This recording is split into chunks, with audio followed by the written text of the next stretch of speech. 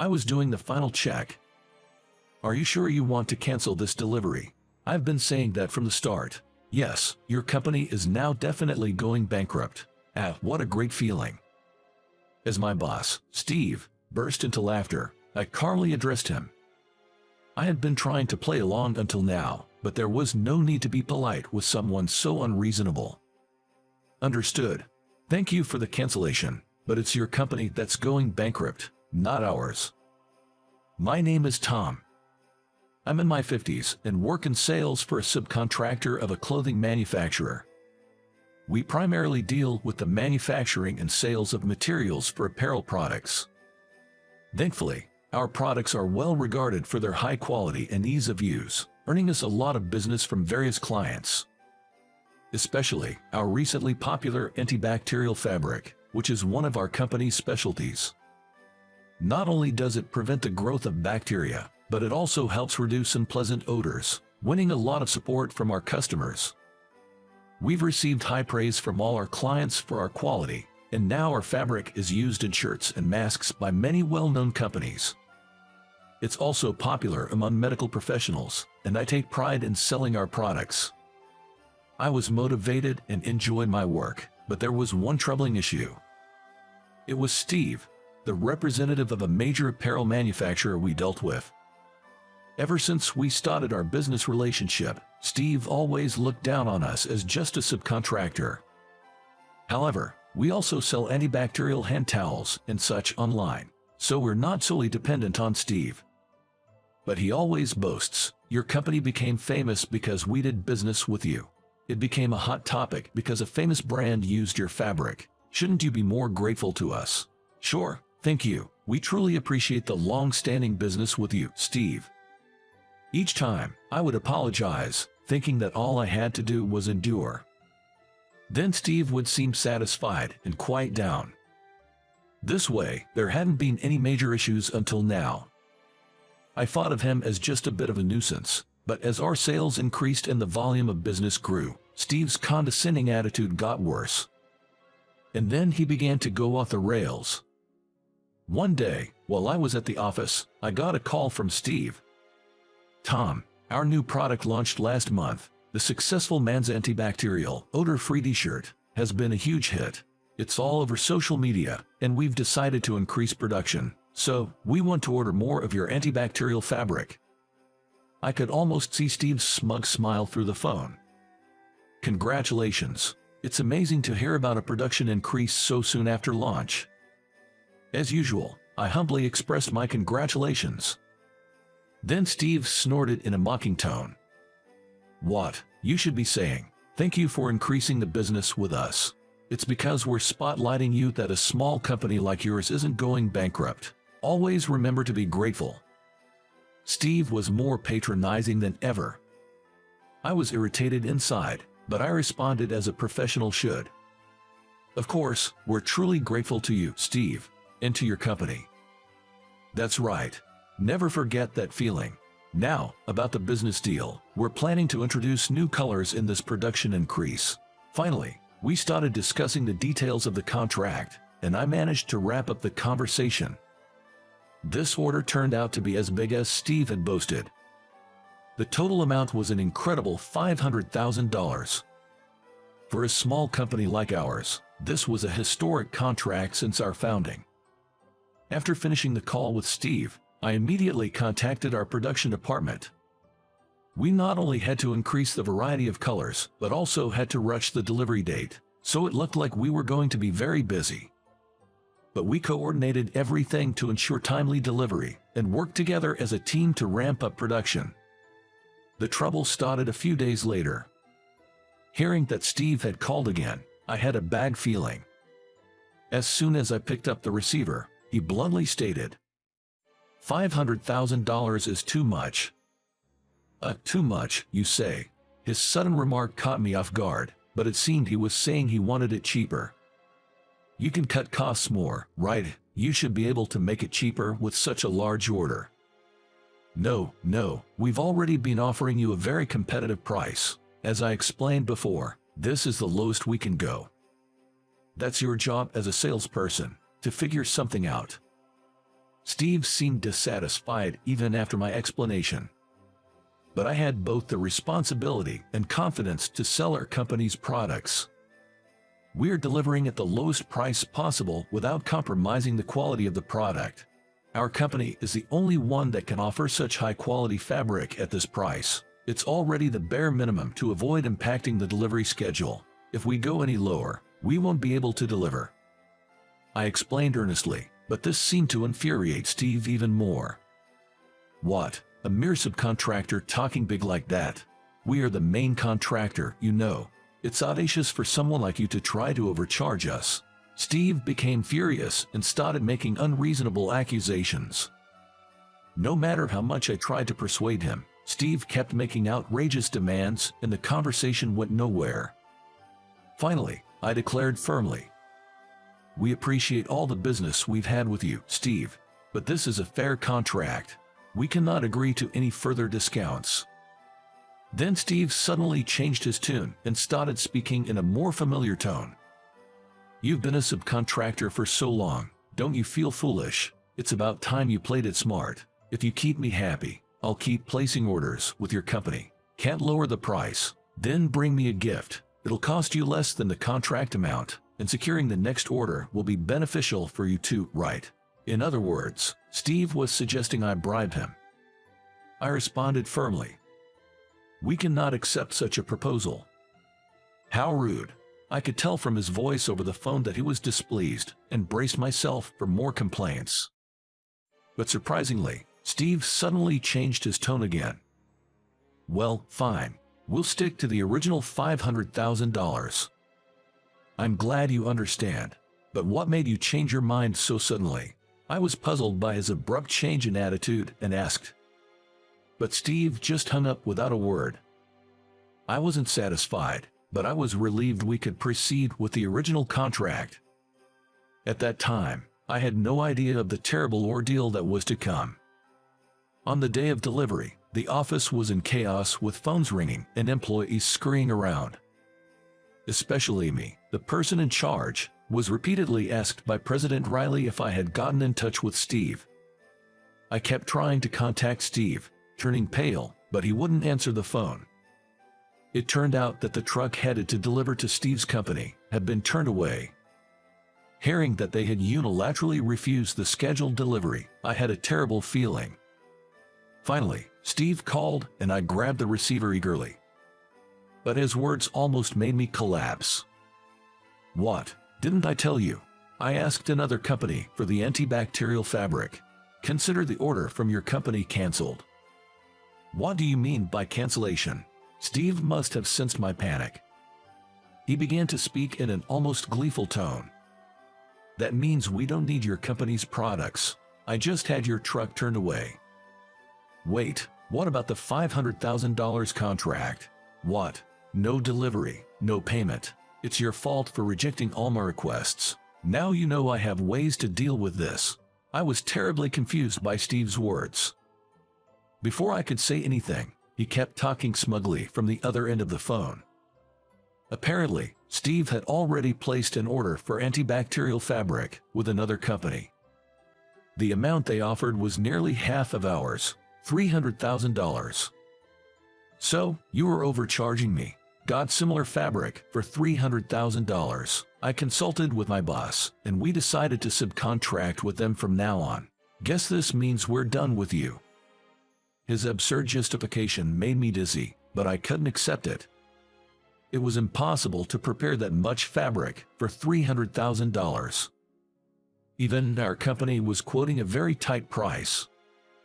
"Excuse me, but was it really a total of $300,000? Are there no additional charges?" "You're persistent. It's a new company. They really bent over backwards this time. Unlike your company, they know how to treat the main contractor. So, about that truck, consider it canceled." Steve sounded like he was enjoying himself. I finally reached my limit. I had been trying to play along until now, but there was no need to be polite with someone so unreasonable. "So, you're really okay with canceling this?"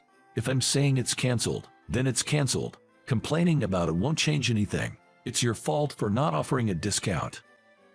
It seems like Steve is still holding a grudge because I didn't give in to his demands for a discount or bribe. He seems to be reveling in the fact that he's gotten back at me. It's a shame the $500,000 contract fell through. With such a big deal going south, your company is probably going under. Companies with employees who don't value their main contractors should go out of business. It's for the betterment of the industry. I can't wait to see you cry about it. It seems you're really speaking from the heart, Steve. I understand. We will take the appropriate steps on our end. When I responded calmly, Steve laughed uncontrollably and retorted, "What? What can a nearly bankrupt subcontractor possibly do? I'm telling you that you are greatly mistaken. Furthermore, your unreasonable behavior up until now cannot be overlooked.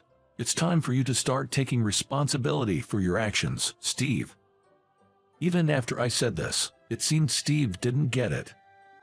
Far from showing any remorse, he only gave flippant responses, further provoking me. I did one final check. "So, you're really sure about canceling this delivery, right? I've been telling you that from the start. Yes, your company is definitely going bankrupt. Ah, what a great feeling." As Steve burst into laughter, I calmly addressed him. "Understood. Thank you for the cancellation, but it will be your company going bankrupt, not ours." My response must have been unexpected. Steve stopped laughing and muttered, "Huh," before falling silent. I didn't mind and proceeded to give instructions to my team. "Everyone in the office, the contract has now been officially canceled. Please proceed with the necessary procedures." I announced it loudly enough for Steve to hear over the phone. He was sensing something unusual. Steve started to say something in a panic, but I hung up without waiting. A few days later, Steve called back. "Hey, it's me. I'll recontract with you, so bring the products over now. I'll buy everything this time. Hurry up," he was shouting as soon as the call connected. I calmly replied, "It's been a while. Our dealings with your company have concluded, but what can I do for you today? I'm saying I'll contract with you again. Stop being stubborn and bring the products over now." It seems the situation was as I expected.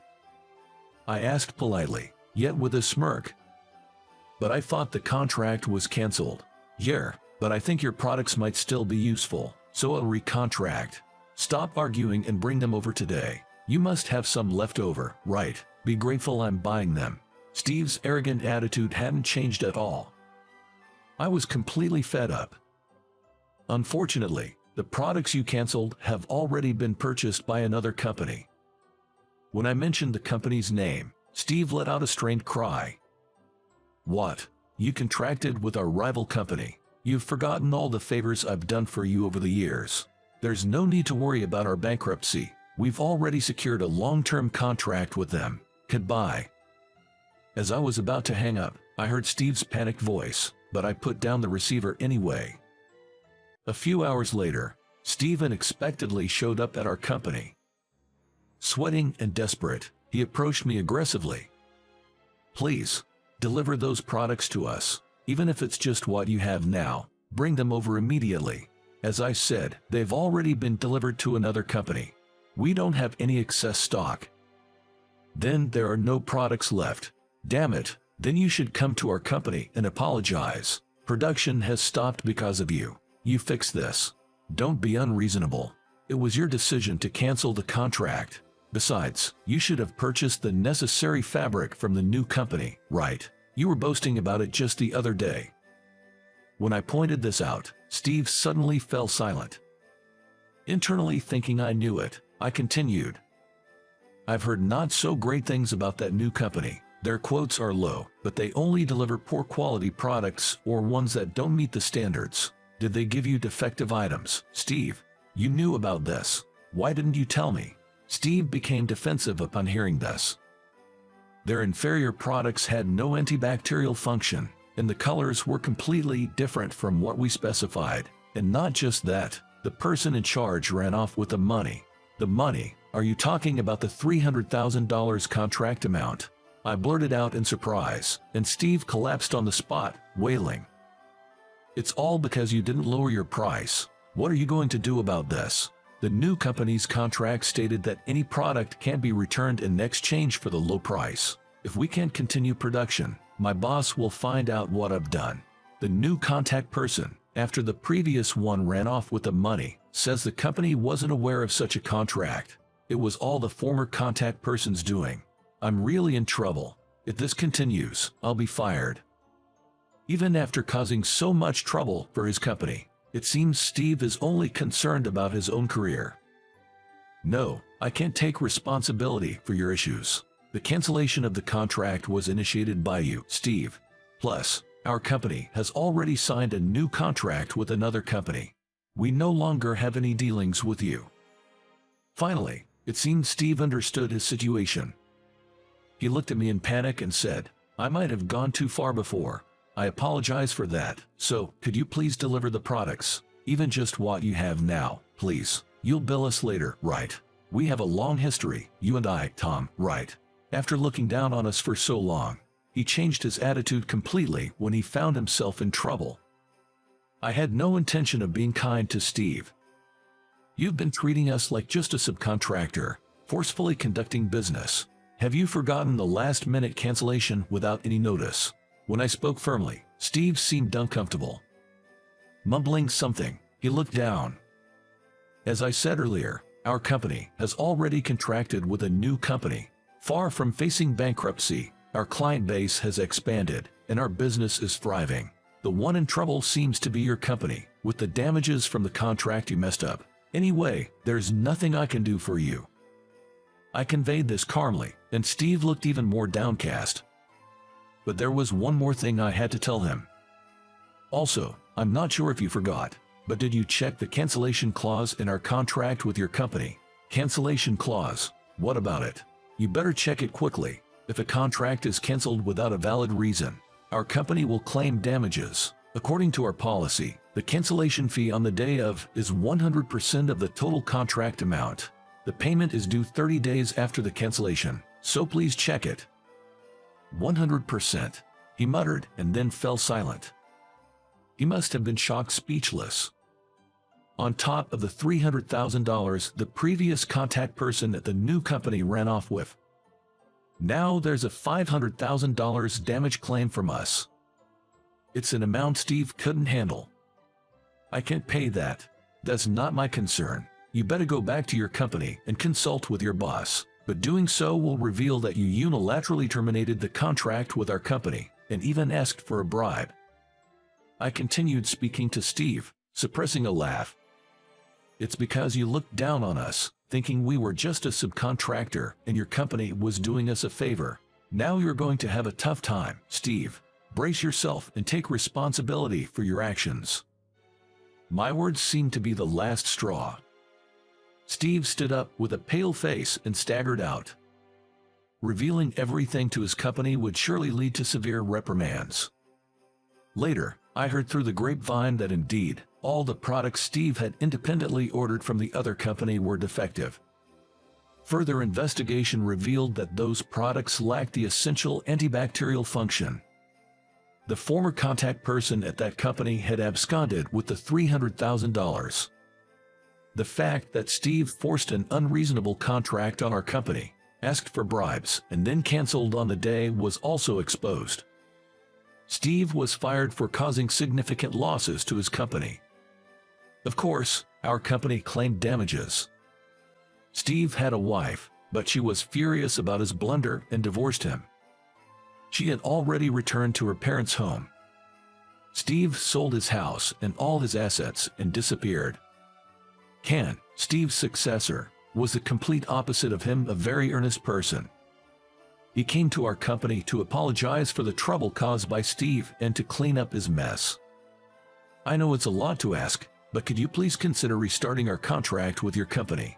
Our antibacterial, odor-free t-shirt series can't be made without your excellent antibacterial fabric. Hearing this, our President Riley seemed to calm his anger. The contract was officially resumed, and we're receiving more orders than ever. Furthermore, because of my role in acquiring a new major client during this turmoil, I was promoted. Despite all the trouble Steve caused over the years, I might have to thank him for this outcome. I renewed my determination to continue working with pride in our products and in my sales job.